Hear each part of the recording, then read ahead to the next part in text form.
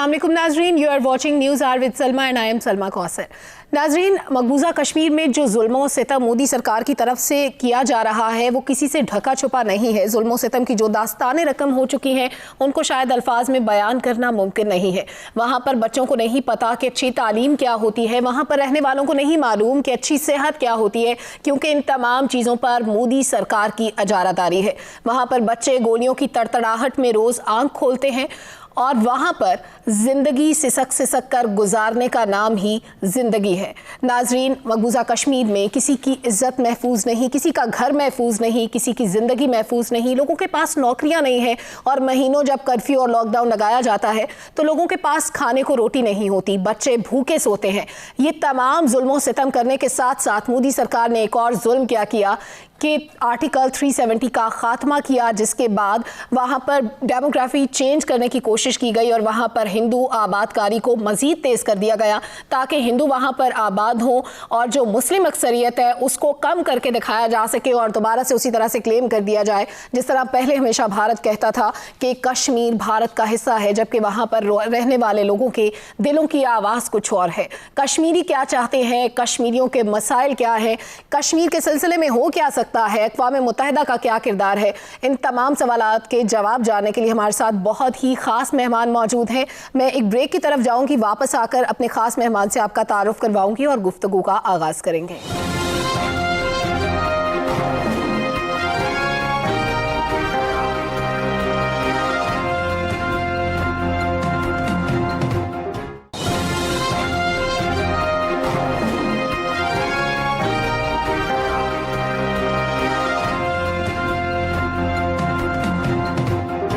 Welcome back नाजरीन, हमें join किया है honourable president of Azad Jammu and Kashmir सरदार मसूद खान साहब ने। सरदार मसूद खान साहब, बहुत शुक्रिया, आपने हमारे प्रोग्राम के लिए वक्त दिया।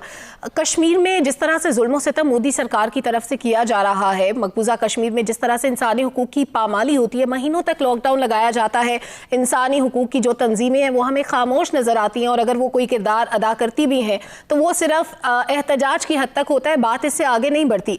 आपके ख्याल में इस मसले का हल क्या है?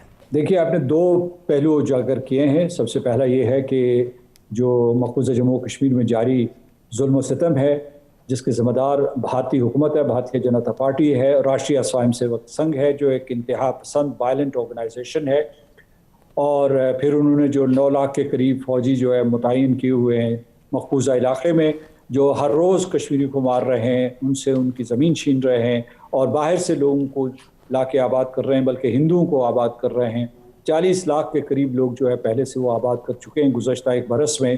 तो इस तरीके से उनका न सिर्फ एक फ़ौजी यलगार है, फ़ौजी मुहासरा है, बल्कि एक किस्म का आबादी का यलगार भी है ताकि वो आबादी का तनासब तब्दील कर दें।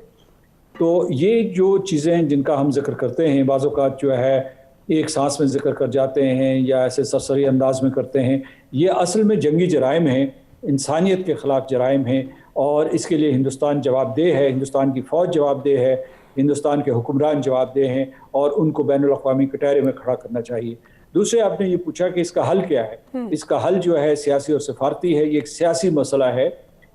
जम्मू और कश्मीर के लोग जो हैं वो कोई 2 करोड़ के करीब हैं। उन्होंने अपनी तकदीर का, अपने सियासी मुस्तक़बिल का फ़ैसला करना है और उन्होंने बरसा बरस से पिछले 7 अशरों से वो ये कह रहे हैं कि हम जो है पाकिस्तान के साथ मिलना चाहते हैं या हम अपना हक़ के रायदही इस्तेमाल करना चाहते हैं, हक़ के खुद इरादियत इस्तेमाल करना चाहते हैं। और ये हक़ जो है अक़वाम मुत्तहिदा ने अपनी कई करारदादों में तस्लीम किया और अभी हाल ही में जी 2018 में और 2019 में अक़वाम मुत्तहिदा की जो high commissioner for human rights हैं, अक़वाम मुत्तहिदा के high commissioner for human rights, उन्होंने अपनी 2 रिपोर्टों में दोबारा ये कहा कि कश्मीरियों का हक़ खुद इरादियत मुसल्लमा है और हिंदुस्तान इस हक़ के एहतराम का पाबंद है। सही। तो इसलिए हम ये कह रहे हैं कि कश्मीर के सिलसिले में जंगें भी लड़ी गई हैं, जिहाद भी हुआ है, लेकिन जो इसका हतमी फ़ैसला होगा वो सियासी और सिफारती होगा। हम हिंदुस्तान को मुज़ाकरात की मेज़ के ऊपर बुला रहे हैं, यानी मैं हमेशा ये कहा है कि वो मुज़ाकरात की मेज़ पे आए और सबसे बेहतरीन मेज़ जो है इस सिलसिले में वो न्यूयॉर्क में है, यानी जहाँ अक़वाम मुत्तहिदा के हेडक्वार्टर्स हैं, या फिर जिनीवा में हो सकते हैं।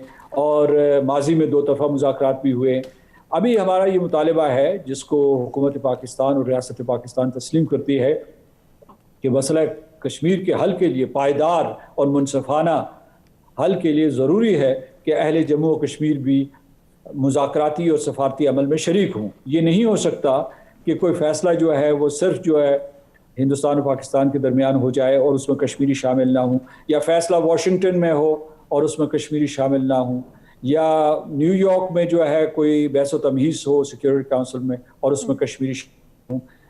کشمیریوں کو شامل کرنا ضروری ہے. مسئلے کا حل جو ہے سیاسی اور سفارتی ہوگا.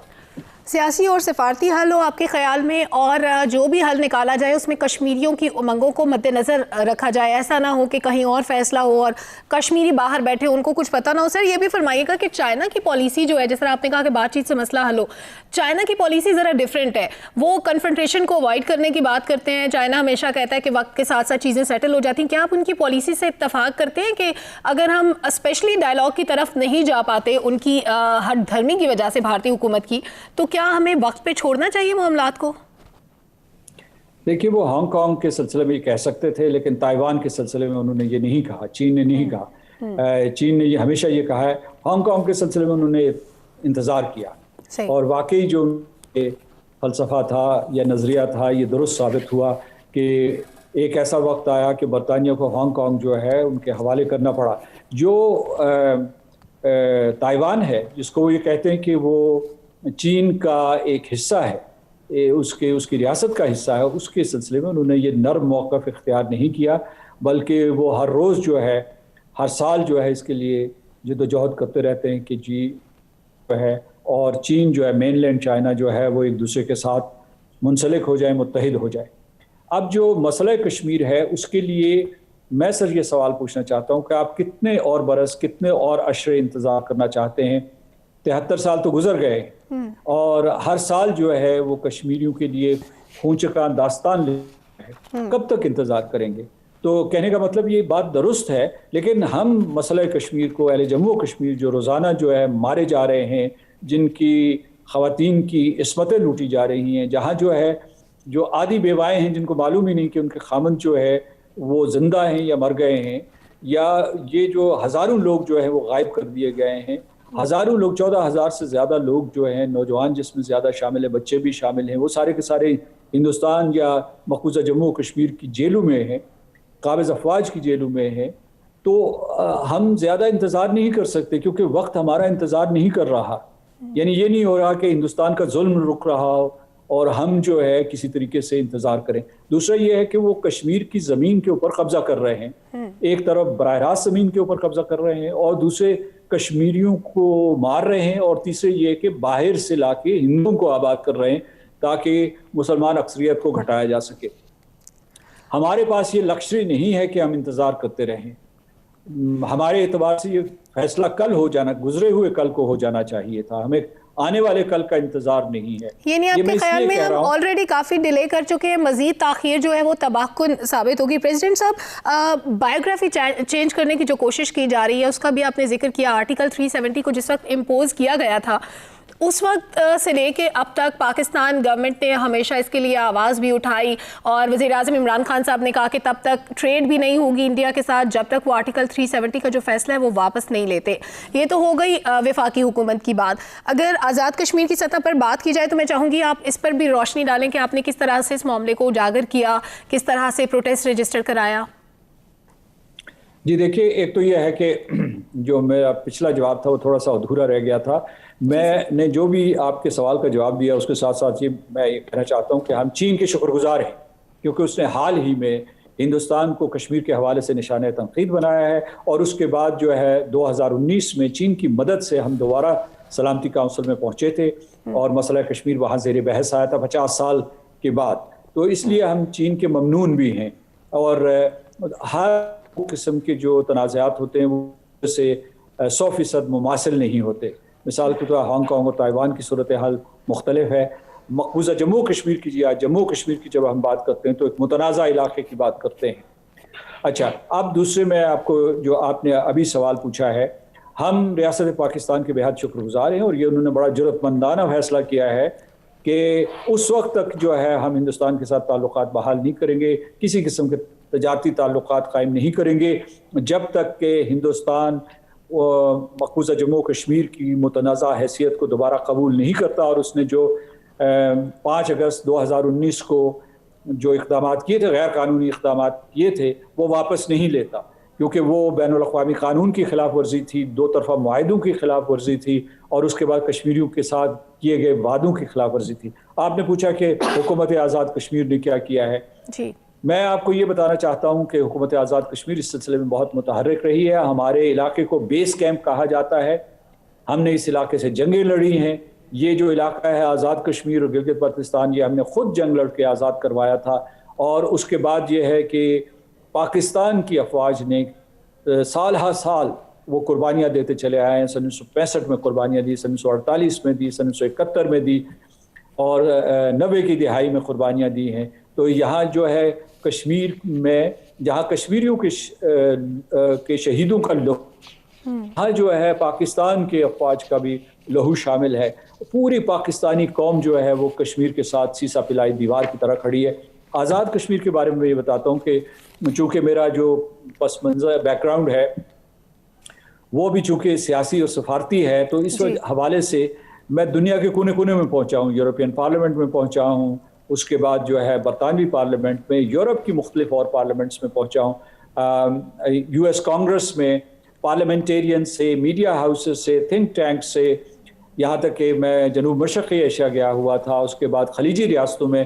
تو ہم نے ہر دروازہ کھٹکھٹایا ہے، اور میں سمجھتا ہوں 5 اگست 2019 کے بعد جو ہے دنیا میں کشمیر کے بارے میں آگہی بڑھی ہے، اور دنیا جو ہے اس نے آپ کی حمایت میں آواز بھی بلند کی ہے۔ وہ یورپین پارلیمنٹ ہو، برطانوی پارلیمنٹ ہو، یا دنیا کے بڑے بڑے جو ذرائع ابلاغ عامہ کے نیٹ ورکس ہیں، انہوں نے آپ کی حمایت کی ہے۔ تو یہ میں کہنا چاہتا ہوں کہ آزاد کشمیر کی جو حکومت ہے، صرف میں نے نہیں کیا، آزاد کشمیر کے وزیر اعظم، آزاد کشمیر کے کابینہ کے ارکان اور اسمبلی جو ہے اس نے ہمیشہ کشمیر کی آزادی کے لیے اور آزادی کشمیر کی تحریک کو تیز تر کرنے کے لیے کوششیں کی ہیں، اور ان کوششوں کو ہم تیز تر کریں گے اور ان کو مؤثر بنانے کی کوشش کریں گے۔ ہم اس وقت تک یہ جدوجہد جاری رکھیں گے جب تک کہ کشمیر آزاد نہیں ہو جاتا۔ اچھا سردار صاحب، آپ نے ابھی فرمایا کہ آپ پاکستان گورنمنٹ کے جو بھی اقدامات سے اس سے آپ خوش ہیں، مطمئن ہیں۔ آپ کے خیال میں ابھی تک پاکستان میں جتنی بھی گورنمنٹس رہی ہیں، کس نے سب سے زیادہ ووکل ہو کر کشمیر کے لیے بات کی؟ آپ کی نظر میں اگر میں آپ کی ذاتی رائے پوچھوں، آپ کے خیال میں سب سے بہتر کام، سب سے اچھے طریقے سے اس مسئلے کو پریزنٹ کس نے کیا؟ دیکھیے، یہ اس قسم کا تقابل نامناسب ہوگا، کیونکہ مختلف ادوار میں مختلف صورتحال رہی ہے، لیکن ایک چیز جو ہے پوری ریاست پاکستان اور خاص طور سے میں پاکستان کے عوام کا شکریہ ادا کرنا چاہتا ہوں کہ وہ 1947 ہو یا 2021 ہو، جو پاکستان کے عوام اور پاکستان کی حکومتیں جو ہیں وہ بنیادی موقف سے منحرف نہیں ہوئی ہیں۔ تفصیلات میں جانے کی ضرورت نہیں ہے۔ جب میں نے جو موجودہ اقدامات کیے گئے ہیں ان کی تعریف کی ہے، تو وہاں ساتھ ساتھ میں یہ بھی کہوں گا کہ جو بھی ہم نے اقدامات کیے ہیں ان کو سختر کرنے کی ضرورت ہے۔ یعنی میں سمجھتا ہوں کہ ہندوستان کے ساتھ ہمیں سفارتی تعلقات رکھنے کی ضرورت نہیں ہے، ہمیں مزید سفارتی پابندیاں یا معاشی پابندیاں ہندوستان کے اوپر لگانی چاہیے۔ آپ یہ دیکھیے کہ جو ہے اسرائیل کے ساتھ جو ہے ہمارے کسی قسم کے کوئی سفارتی تعلقات نہیں ہیں، لیکن اس کے اور یہ کہ وہاں ہمارے پاسپورٹ میں اسرائیل کا نام شامل نہیں ہے فلسطین کی وجہ سے، لیکن جو ہندوستان ہے اس کے ساتھ وہ ہمارے کشمیریوں کو مار رہا ہے، ہمارے شہریوں کو مار رہا ہے، ہم انہیں اپنے شہری مانتے ہیں، اس کے باوجود ہمارے سفارتی تعلقات ان کے ساتھ قائم ہیں۔ تو ایک حد تک کہا جا سکتا ہے کہ جس قسم کے سفارتی تعلقات قائم رہیں، کیونکہ بعض اوقات جب دشمنی بھی ہوتی ہے تو جو ابلاغ کے یا کمیونیکیشن کے چینلز جو ہے کہنے چاہیے، بات سمجھ میں آتی ہے۔ لیکن میں یہ سمجھتا ہوں کہ اگر ہم ساری دنیا سے کہیں گے کہ ہندوستان کے اوپر معاشی پابندیاں لگائیں، تو آپ بھی، آپ کے جو خاص طور سے جو chambers of commerce and industry ہیں، وہ علی الاعلان یہ کہیں کہ ہم ہندوستان سے چیزیں نہیں خریدیں گے، تو پھر اس کے بعد دنیا آپ کی بات سنے گی۔ صحیح۔ لہٰذا میری یہ اپیل ہے کہ میں ادوار، آپ کا سوال یہ تھا کہ مختلف ادوار میں جو ہے وہ کس نے زیادہ بہتر کا مظاہرہ۔ ایک چیز میں آپ کو بتاؤں کہ ہم آپ کو شاباش نہیں دے سکتے، یعنی ہم جد و جہد کے لیے تو ایک دوسرے کی تعریف کر سکتے ہیں اور ایک دوسرے کا حوصلہ بڑھا سکتے ہیں، شاباش اس وقت تک نہیں دے سکتے جب تک کہ کشمیر آزاد نہیں ہو جاتا، کیونکہ کشمیر کی آزادی کو حاصل کیے بغیر پاکستان نامکمل ہے اور جموں و کشمیر کے لوگوں کا کوئی تشخص نہیں۔ بالکل۔ اچھا سردار صاحب، اس وقت جو مقبوضہ کشمیر کی موجودہ قیادت ہے اس کو آپ کیا سمجھتے ہیں کہ وہ جس طرح سے اس کو کردار ادا کرنا چاہیے، کیا وہاں کی موجودہ قیادت کر پا رہی ہے، یا کیا تبدیلیوں کی ضرورت ہے؟ جو مقبوضہ کشمیر میں بیٹھے ہوئے لوگ ہیں اور وہ ان کے لیے کیسے آسانیاں پیدا کر سکتے ہیں؟ دیکھیے جی، مقبوضہ جموں کشمیر میں جو قیادت ہے اور وہ کوئی تقریباً 174 کے قریب جن کو ہم قائدین کہیں گے، جس میں بڑے بڑے نام ہیں، سید علی گیلانی ہیں، اس کے بعد جو ہے یاسین ملک صاحب ہیں، عمر فاروق صاحب ہیں، اس کے علاوہ جو مسرت عالم بھاٹ صاحب ہیں، آسیہ اندرابی صاحبہ ہیں، تو ان میں سے بیشتر تو نظر بند ہیں۔ یعنی مطلب یہ ہے کہ وہ ان کو ہندوستان نے محصور کیا ہوا ہے، اور آسیہ صاحبہ اور یاسین ملک صاحب وہ تو جیل میں، تہاڑ جیل میں، ان کو دھمکی دی جاتی ہے کہ ہم تمہارا سر قلم کر دیں گے۔ تو کہنے کا مطلب یہ ہے کہ ان کی جو ہمارے وہاں مقبوضہ کشمیر میں جو ہمارے قائدین ہیں، ان کی سوچ راست ہے، ان کے حوصلے مضبوط ہیں، اور انہیں قسم کھائی ہے کہ جب تک کہ ہم آزادی حاصل نہیں کر لیتے ہم اپنی جد و جہد جاری رکھیں گے۔ انہوں نے بے پناہ قربانیاں دی ہیں آزادی کشمیر کے لیے۔ ابھی جو ہے 174 یہ لوگ ہیں، یہ اپنے گھروں میں نظر بند ہیں بغیر کسی وجہ سے، جھوٹے مقدمے ان کے اوپر قائم کیے ہوئے ہیں، اور پھر جو ہے 1000 کے قریب جو ہے جو بچے یا نوجوان ٹین ایجرز یا ارلی 20s میں جو لوگ ہیں ان کو گرفتار کر کے جیلوں میں رکھا ہوا ہے۔ اور یہ جو جیلیں ہیں یہ بالکل ویسی جیلیں ہیں جیسے ہٹلر نے جو یہودیوں کے لیے یا پولز کے لیے یا رومانی خانہ بدوش لوگ تھے ان کے لیے بنائی ہوئی تھی، اور ویسے ہی کالے قوانین وہاں نافذ کیے ہوئے ہیں۔ تو ان کا دائرہ کار بہت محدود ہے۔ ہم انفیکٹ آپ کہتی ہیں کہ انہیں کیا بہتر کرنا چاہیے، کس طریقے سے انہیں مؤثر کردار ادا کرنا چاہیے، میں تو کہتا ہوں کہ ہمیں ان کو سلام کرتے کرتے تھکنا نہیں چاہیے کہ ان مشکل حالات میں، نامساعد حالات میں، جب کہ کشمیر محصور ہے، وہ آزادی کا پرچم اپنے ہاتھ میں تھامے ہوئے جرأت کے ساتھ 9 لاکھ ہندوستانی فوج کا مقابلہ کر رہے ہیں، اور یہ سارے کے سارے جو کشمیری قائدین ہیں اور کشمیری نوجوان ہیں یہ نہتے ہیں۔ جو ہندوستان کی جو پوری فوج ہے اس کی تقریباً جو ہے 60 سے 70% فوج جو ہے وہ مقبوضہ کشمیر میں متعین ہے، نہتے لوگوں کے اوپر ظلم ڈھالنے کے لیے اور ہماری قیادت کے اوپر ظلم ڈھالنے کے لیے، لیکن باوجود وہ لوگ ہمت نہیں ہارے اور ان کے جذبے اور حوصلے بلند ہیں، اور انشاءاللہ جو ہے ان کی قیادت میں ہم ایک دن آزادی ضرور حاصل کریں انشاءاللہ۔ ناظرین، پریزیڈنٹ صاحب کے ساتھ بات چیت کا سلسلہ جاری رہے گا، ایک مختصر سا بریک لیتے ہیں، واپس آ کر بات چیت کا آغاز کرتے ہیں۔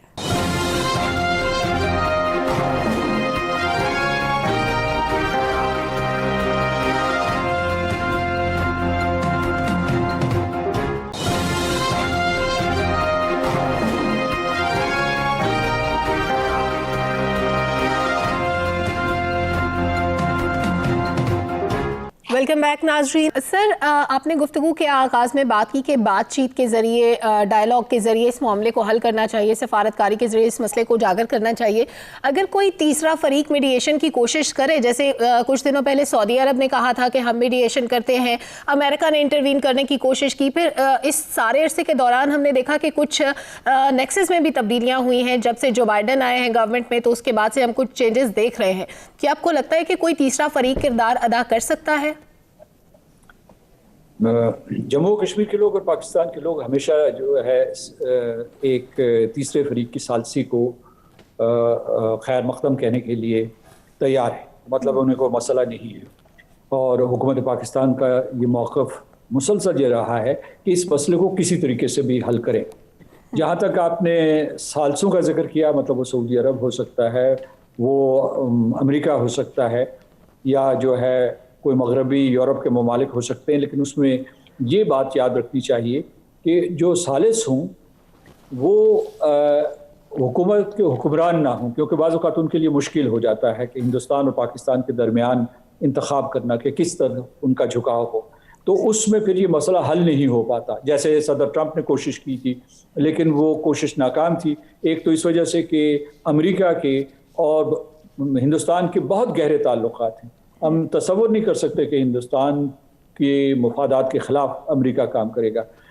تو جو ایسے ثالث جو ہے وہ اقوام متحدہ کے سیکرٹری جنرل کو ڈھونڈنے چاہیے, ایسے اسٹیٹسمین, ایسی قداور شخصیتیں جو کہ کردار ادا کر سکیں. اور وہ جو ہے, اور پھر اس کے بعد جو یہ حکومتیں ہیں, جو خیرخواہ حکومتیں, وہ امریکہ کی ہو, وہ برطانیہ, فرانس, روس یا چین کی ہو, یا مغربی یورپ ہو, یورپین پارلیمنٹ ہو, وہ ان کی مدد کریں, وہ ان کا ہاتھ بٹائیں. اور پھر جو ہے ایک اور شرط جو میں نے پہلے بیان کی تھی کہ ثالثی ایسی نہ ہو کہ ثالثی ہو رہی ہو دلی اور اسلام آباد اور مظفر آباد اور سری نگر کو اعتماد میں نہ لیا جائے. سر, یو این کا اس سارے معاملے میں کردار کیا ہے؟ ہم دیکھتے ہیں ریزولوشن آ جاتی ہے, وہ پاس ہو جاتی ہے, اس کے بعد وہ ردی کی ٹوکری کا حصہ بن جاتی ہے, اس پر کبھی عمل درآمد نہیں ہوتا. پھر بھارت سے کیا لوگ اس لیے بات کرنے سے ٹکراتے ہیں کہ وہ ایک طاقتور اکانومی ہے اس وقت, لوگوں کو ڈر ہوتا ہے کہ کہیں ٹریڈ متاثر نہ ہو. اقوام متحدہ کا کردار جو ہے وہ قابل تعریف بھی ہے اور قابل تنقید بھی. قابل تعریف اس لیے کہ اسی نے 50 کی دہائی میں, یعنی مطلب ہے کہ 1948 سے لے کے 1957 تک اس نے جو ہے درجن بھر قراردادیں ہمیں دی, جس میں یہ اصول انہوں نے تسلیم کروایا کہ کشمیری فیصلہ کریں گے اور اقوام متحدہ کی زیر نگرانی کریں گے. اس حد تک تو ہم اس کے معترف ہیں, اقوام متحدہ کی اس کی تعریف کرتے ہیں. اب رہ گیا مسئلہ کہ اس کے بعد ان کا کردار. تو اس کے بعد اقوام متحدہ کا کردار, بالخصوص سن 1972 کے بعد اقوام متحدہ کا کردار جو ہے وہ مایوس کن ہے. وہ علامتی اقدامات کرتے ہیں اس قسم کے. جب اقوام متحدہ کا سیکرٹری جنرل بیانات دیتا ہے تو وہ بیانات بھی جو ہے ان میں کوئی معنی نہیں ہوتے, ان میں کوئی گہرائی نہیں ہوتی, گہرائی نہیں ہوتی. ان میں یہ نہیں ہوتا کہ میں جی یہ قدم اٹھانے والا ہوں. میں خود جو ہے اقوام متحدہ میں پاکستان کی نمائندگی کر چکا ہوں, اور میں آپ کو یہ بتا دوں سیکیورٹی کونسل میں بھی بیٹھا ہوں, تو میں آپ کو بتاتا ہوں کہ وہاں یہ ہوتا تھا کہ چھوٹے چھوٹے ممالک کا, جن کا لوگوں کو نام بھی نہیں معلوم, وہاں اگر جو سرحد کے اوپر یہ کوئی جھگڑا شروع ہو جائے یا کوئی خانہ جنگی شروع ہو جائے تو اقوام متحدہ ایک دم متحرک ہو جاتا تھا. تو کشمیر کے سلسلے میں وہ جو ہے وہ اس کو جو بہت ہی کمزور بے جان سے بیانات دیتے رہتے. لیکن اور اس میں یہ بھی بتاؤں کہ اقوام متحدہ ذمہ دار نہیں ہیں, بڑی طاقتیں ذمہ دار ہیں, کیونکہ جو بڑے بڑے موضوعات ہیں, بڑے بڑے جو معاملات ہیں, اس کے سلسلے میں جو یہ بڑی طاقتیں انہوں نے اقوام متحدہ کو بے دست و پا کر دیا ہے. مثال کے طور پر آپ یہ دیکھیے کہ فرض کیجئے فلسطین کے سلسلے میں, یا شام کے سلسلے میں, یا یمن کے سلسلے میں, یا جو مغربی افریقہ میں جو کچھ ہوا اس میں, یا جو سینٹرل افریقہ میں ہو رہا ہے, اس میں اقوام متحدہ کا کردار جو ہے وہ مہمان اداکار کا انہوں نے بنا کے رکھ دیا ہے. وہ بڑی بڑی طاقتیں جو ہیں, جن کے بہت مسل ہیں, جن کا بہت قوت ہے, جن کی بہت طاقت ہے, وہ جو ہے فیصلے کرتی ہیں. تو اور اقوام متحدہ کو لگا دیا ہے سسٹینیبل اکنامک ڈیولپمنٹ کے اوپر, اور اس کے بعد جو ہے کچھ اور کلائمیٹ چینج کے اوپر لگا دیا ہے. حالانکہ وہ حکومتیں خود بھی کر سکتی تھی, لیکن اقوام متحدہ کا زیادہ ٹائم, زیادہ توجہ اس طرف جاتی ہے. اس سے بھی میں یہ نہیں کہتا کہ جی اقوام متحدہ کو موسمی تغیر کے اوپر یا اس کے علاوہ جو سسٹینیبل ڈیولپمنٹ ہے, معاشی ترقی جو ہے, اس کے اوپر توجہ نہیں دینی چاہیے. لیکن کشمیر, جہاں کشمیر جل رہا ہے, ہماری انسانیت کا ایک حصہ جو ہے وہ جو ہے وہ ایک قسم کے مطلب ہے تباہی کے دھانے پہ کھڑا ہے, بلکہ تباہی کا شکار ہو رہا ہے. جنگی جرائم کا جہاں ارتکاب ہو رہا ہے, وہاں اقوام متحدہ جو ہے وہ جیسا کہ ایک تماشائی ہے یا مہمان اداکار ہے. تو اقوام متحدہ سے ہمیں یہ مایوسی ضرور ہے, لیکن اگر حتمی فیصلہ ہونا ہے تو وہ میں یہ سمجھتا ہوں کہ اقوام متحدہ کے چارٹر کے فریم ورک میں ہونا چاہیے مسئلہ کشمیر. ہم اس سے وہاں سے نکالنا نہیں چاہتے, کیونکہ وہی صحیح فورم ہے جس میں یہ فیصلہ ہوگا. اچھا سر, آپ نے اپنی گفتگو میں بھی فلسطین کا ذکر کیا تھا. اگر کشمیر اور فلسطین کو ایک دوسرے کے کمپیریزن میں دیکھا جائے, حالات میں کیا فرق نظر آتا ہے آپ کو, اور کیا آپ سمجھتے ہیں کہ آنے والے وقت میں یا نیئر فیوچر میں فلسطین کا معاملہ بھی کبھی حل ہو پائے گا؟ ایسا لگتا نہیں ہے. جو اسرائیل میں جو انتہا پسند قوتیں ہیں وہ فلسطین کا مسئلہ حل نہیں کرنا چاہتے, بلکہ انہوں نے فلسطین کے اوپر قبضے کا منصوبہ بنایا ہوا ہے. اور جو اسرائیل ہے اس کا امریکی سیاست کے اوپر بہت گہرا اثر و رسوخ ہے, اور اس وجہ سے وہ امریکہ کو ہلنے نہیں دیتے. امریکہ بھی اپنے مقاصد کے لیے اسرائیل کو استعمال کر رہا ہے, کیونکہ اسرائیل جو ہے اس کی ایک قسم کی آؤٹ پوسٹ ہے جس سے وہ پورے کے پورے مشرق وسطیٰ کو کنٹرول کر رہا ہے. تو اس لیے یہ کہ ان کی جو امریکہ کی اور اسرائیل کی ملی بھگت ہے، اور میں سمجھتا ہوں کہ جو امریکہ کی سرپرستی ہے اس کی وجہ سے فلسطین کا مسئلہ حل ہوتا ہوا نظر نہیں آ رہا۔ اور دوسرے یہ میں آپ کو بتاؤں کہ یہ سلسلہ جو ہے، جو مسئلہ فلسطین جو ہے وہ تقریباً 1 صدی پہلے، یہ 1819 کے لگ بھگ 1918 کے لگ بھگ، یعنی 1 صدی پہلے 1918 کے لگ بھگ یہ بالفور ڈکلریشن کے ذریعے شروع ہوا تھا۔ اب جو ہے انہوں نے جو ناجائز قبضہ کیا ہے فلسطینیوں کی زمین کے اوپر، مقبوضہ فلسطینی زمین کے اوپر، اسے بھی جو ہے اسرائیلی ریاست کا حصہ بنانا چاہتے ہیں۔ اس سے زیادہ ناانصافی نہیں ہو سکتی۔ لیکن میں یہ سمجھتا ہوں، اور اگر کشمیر کے ساتھ تقابل کرتے ہیں تو اس میں ایک فرق واضح نظر آتا ہے۔ فلسطین کے لیے تمام کمزوریوں کے باوجود، تمام ناانصافی کے باوجود، جب کوئی ظلم و ستم ہوتا ہے، مثال کے طور پر یہ جو غازہ اسٹرپ کے اوپر حملے ہوئے، یا جو مسجد اقصی کی بے حرمتی کی گئی اور وہاں لوگوں کو مارا پیٹا گیا، تو ساری دنیا کھڑی ہو گئی۔ تو وہ انگریز جو پارلیمنٹیرینز تھے یا یورپین پارلیمنٹیرینز تھے، امریکنز جو تھے، وہاں سارے کے سارے لوگ کھڑے ہو گئے، ساری دنیا ہل کے رہ گئی۔ اسی قسم کے جرائم، گھناؤنے جرائم جو ہے ان کا ارتکاب مقبوضہ جموں کشمیر میں ہوتا ہے، دنیا کھڑی نہیں ہوتی، خاص طور سے شہری کھڑے نہیں ہوتے، عام لوگ نہیں کھڑے ہوتے۔ تو یہ ان میں فرق ہے۔ اور دوسرا یہ ہے کہ جو فلسطین ہے اس کی کسی نہ کسی صورت میں دنیا کے ایوانوں میں نمائندگی موجود ہے، وہ اقوام متحدہ ہو، وہ ہیومن رائٹس کونسل ہو، لیکن کشمیر جو ہے، کشمیر مقبوضہ جموں کشمیر کے لوگ جو ہے وہ پاکستان کے راستے جو بین الاقوامی ایوانوں میں جاتے ہیں، پاکستان جو ہے ان کا وکیل بھی ہے، ان کا جو ان کے حقوق کا محافظ بھی ہے۔ اور کہنے کا مطلب اس تقابل کے باوجود نہ مسئلہ فلسطین حل ہوا ہے، نہ مسئلہ کشمیر حل ہوا ہے۔ ایک آخری پوائنٹ اس سلسلے میں آپ کو بتانا چاہتا ہوں کہ یہ ایک قسم کی اسلام دشمنی ہے۔ مطلب فلسطینی کیوں مارے جا رہے ہیں؟ کیونکہ مسلمان ہیں، اور اس میں کچھ عیسائی بھی ہیں، لیکن بنیادی طور پر نشانہ وہاں کے مسلمان ہیں، مسلمان آبادی ہے۔ اور اسی طریقے سے کشمیر میں کشمیری اس لیے مارے جا رہے ہیں کہ وہ مسلمان ہیں، اسی لیے یہ جو ہے یہ غیر قانونی آباد کاری کا پروگرام بنایا جا رہا ہے کہ ہندوؤں کو باہر سے لاؤ اور مسلمانوں کی اکثریت کو گھٹا دو۔ This is called Islamophobia. Kashmir and Palestine have become the worst hotspots of Islamophobia. تو اس امر کو بھی ذہن میں رکھنا چاہیے۔ ٹھیک ہے، یعنی آپ کا خیال ہے کہ اسلاموفوبیا کا شکار ہیں لوگ، جس کی وجہ سے کشمیر میں بھی ظلم کیا جا رہا ہے، فلسطین میں۔ لیکن سر ظلم در ظلم تو یہ ہے کہ جو کچھ کشمیر اور فلسطین میں ہو رہا ہے، اس کے علاوہ اگر ہم پاکستان کے بارڈرز کی بھی بات کریں تو وہ بھی سیف نہیں ہے۔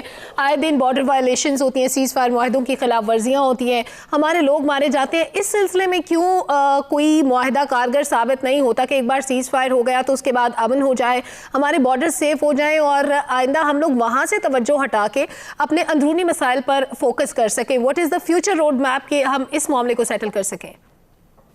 دیکھیے، حال ہی میں مثبت پیش رفت ہوئی ہے۔ جو ڈی جی ایم اوز کے درمیان رابطہ ہوا تھا، ہندوستان اور پاکستان کے ڈی جی ایم اوز کے درمیان رابطہ ہوا تھا، اور انہوں نے یہ فیصلہ کیا ہے کہ جی جو 2003 کا ان کا ایک معاہدہ تھا سیز فائر کے سلسلے میں، اس کا احترام کیا جائے گا، اور اس کی وجہ سے جو ہے فائر رکا ہے، دونوں طرف فائر رکا ہے۔ یہ بھی آپ کو یاد رکھنا چاہیے کہ جب فائر ہوتا تھا، ہندوستان کی طرف سے جو جارحانہ فائر ہوتا تھا، اس کے جواب میں ہماری افواج کبھی بھی سویلین پاپولیشن کے اوپر نشانہ نہیں باندھتے تھے، لیکن ہندوستان جو ہے وہ ہمارے سویلینز کے اوپر جو ہے بمباری کرتا تھا یا فائر کرتا تھا۔ تو ایک عذاب جو ہے ختم تو نہیں ہوا، میں کہوں گا تھوڑے عرصے کے لیے تھما ہے۔ تو یہ صورتحال ہے، لہٰذا اور ہم امید کرتے ہیں کہ یہ سلسلہ جاری رہے گا، کیونکہ یہ جو ہمارے لائن آف کنٹرول ہے، اس کے اس پار کو تقریباً جو ہے 6,40,000 کے قریب لوگ رہتے ہیں، اور 80,000 گھرانے ہیں یا ہاؤس ہولڈز ہیں جن کو یہ اب تحفظ ملا۔ اور دوسری طرف جو ہے، کیونکہ ہندوستانیوں نے یہ سلسلہ شروع کر دیا تھا، ہندوستانی قابض افواج نے، کہ وہ جب ہم لوگ جو ہماری افواج جو تھی وہ فوجی ٹھکانوں کو نشانہ بناتی تھی، تو وہ فوجی ٹھکانے جو تھے، وہاں جو فوجی تھے، انہوں نے اپنا تمام اسلحہ لے کر اور بھاری بھاری بندوقیں لے کر اور اس کے بعد توپیں لے کر وہ سویلین ولیجز میں پناہ لے لیتے تھے اور انہیں ہیومن شیلڈ کے طور پر استعمال کرتے تھے۔ تو وہاں بھی لوگوں کو جو ہے اس عذاب سے چھٹکارا حاصل ہوا ہے فی الوقت۔ تو میں یہ سمجھتا ہوں کہ یہ جو اس قسم کی صورتحال جاری رہے گی، यहाँ तक आपका दूसरा सवाल था कि जनाब हम अपनी मईशत पे तवज्जो दें, हम अपने माशी तरक्की के ऊपर तवज्जो दें, तो वो हर सूरत में दें। अगर ये सूरत हाल है भी, ये इस किस्म का जो फायर हो रहा है, हिंदुस्तान की जारियत अगर जारी है और उसमें अगर कमी भी आ जाती है, ये तो आपका अव्वली फरीज़ा बनता है कि आप अपने लोगों की तालीम के लिए, उनकी सेहत के लिए, उनके रोज़गार के लिए मुसलसल कोशिशें करते रहें। उसके लिए किसी और जवाज़ की ज़रूरत नहीं। ठीक, अच्छा सर, प्रोग्राम का वक्त कम रह गया है। मैं चाहूँगी कि आज़ाद कश्मीर के इलेक्शन होने वाले हैं, उस बारे में छोटी छोटी चंद मुख्तसर बातें में बता दें। आपके माशाल्लाह 5 साल गवर्नमेंट के पूरे होने वाले हैं, इलेक्शन सर पे आ गए हैं। आपने इतने अरसे में क्या डेवलपमेंट्स की कश्मीर के लिए, आने वाले वक्त में प्लान्स क्या हैं? अगर दोबारा से आप गवर्नमेंट में आते हैं तो किस तरह से क्या तरजीहात रहेंगी आपकी? तालीम, सेहत, इंफ्रास्ट्रक्चर, टूरिज़म, इस बारे में थोड़ा सा बता दीजिएगा प्लीज़। जब इस हुकूमत का आगाज़ हुआ था तो उसकी 3 तरजीहात थी। एक तहरीक आज़ादी कश्मीर, ये सर फहरिस्त थी। दूसरे जो है वो गुड गवर्नेंस, यानी मतलब ये अच्छी हुक्मरानी, और तीसरा था माशी तरक्की। तो मैं समझता हूँ कि इन तीनों शोबों में, इन तीनों तरजीहात के लिए हमने कोशिश की है और किसी हद तक हम कामयाब हुए हैं। गुड गवर्नेंस के सिलसिले में, क़ानून की हुक्मरानी के सिलसिले में, और उसके बाद जो जवाबदेही जो है, अकाउंटेबिलिटी के सिलसिले में हमने कई इक़दाम किए हैं। फिर जो है माशी तरक्की के लिए मैं ख़ास तौर से ज़िक्र करूँगा इंफ्रास्ट्रक्चर डेवलपमेंट का। इन 5 सालों में इंफ्रास्ट्रक्चर डेवलपमेंट जो है उसमें बड़ी तेज़ी आई है। उसकी एक वजह यह थी कि वफाकी हुकूमत ने आज़ाद कश्मीर का 2016 में आते ही इसका जो बजट, तरक्याती बजट था, 2016-17 में जो तरक्याती बजट 2 गुना कर दिया था। तो उसकी वजह से फ़र्क पड़ा है। फिर जो मौजूदा हुकूमत आई तो इसने वो उस बजट को बरकरार रखा और अगले साल के लिए और भी उसे बढ़ा दिया है। तो इस वजह से ये मजमूई तौर पर हमें जो है जो वसाइल मिले हैं वो अच्छे खासे मिले हैं। मैं समझता हूँ कि मज़ीद वसाइल की ज़रूरत है। तो जिन चीज़ों में, एक तो इंफ्रास्ट्रक्चर डेवलपमेंट हुई, दूसरा ये है कि सैर व सियाहत की प्रोग्राम के लिए, के फ़रोग़ के लिए हमने एक जामे प्रोग्राम बना लिया है। और उसके अलावा सनत को ज़िंदा करने के लिए, कि क्योंकि यहाँ 2 जो है सनती जोन्स थी, एक मीरपुर में और भिम्बर में, उसे दोबारा से जो है हमने ज़िंदा करना है। और फिर जो चीन पाकिस्तान इक़्तिसादी राहदारी के तहत 9 स्पेशल इकनॉमिक जोन्स जो है कायम की गई थी, उनमें से एक जो है वो मीरपुर में होगी। और उसी तरीके से हम चाहते हैं कि वो जो एक MMM मोटरवे का प्रोग्राम है जो मानसेरा से मीरपुर तक जाएगी, मानसेरा मुजफ्फराबाद से होते हुए वो मीरपुर और मंगला जाएगी, जो पूरे आज़ाद कश्मीर से गुजर के जाएगी, वो मुकम्मल हो और उसको जो है एजेंडे के ऊपर एक मरतबा फिर लाया जाए। उसके सिलसिले में जो है बुनियादी काम हो चुका है। एक हाइड्रो पावर प्रोजेक्ट जो है वो मुकम्मल होने वाला है, जो करोट में है, जो रावलपिंडी के करीब है, और होलाड़ कोटली के